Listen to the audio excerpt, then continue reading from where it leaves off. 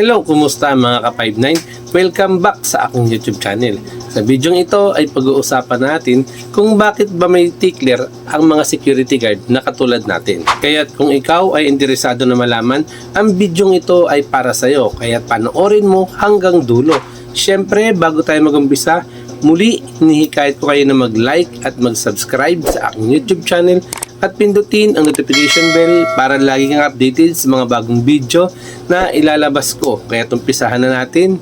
Let's go!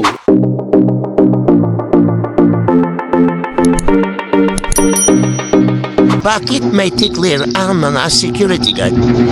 Gaano ito kahalaga? Ang tickler o maliit na notebook ay isa sa pinakamahalagang gamit ng isang security guard.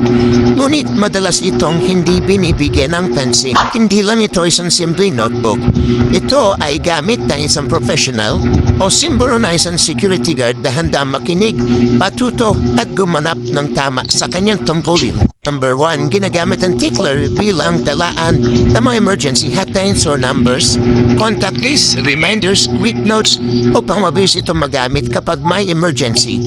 Number 2, para maitala ng tama ang lahat ng instructions na ibinibigay ng security officer sa formation tulad ng daily orders, SOP, reminders, special tasks at updates operations. Number 3, kalamitan dito rin sinusulat ang mga security guidelines tulad ng 11 general orders, code of ethics, code of conduct, security guard script, gun safety, at iba pa.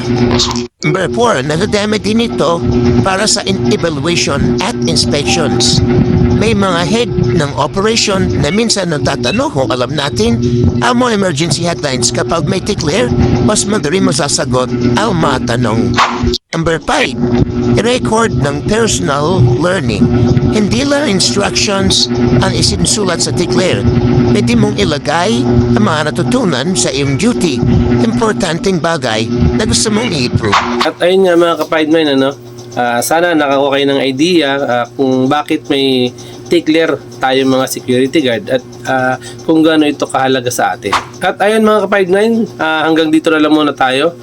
Syempre, yung lagi natin paalala sa ating lahat, always 1035 sa mga 20 para 74 tayo, 16. Hanggang dito na lang muna mga ka-59. Maraming salamat, mabuhay tayo at God bless sa ating lahat. Thank you.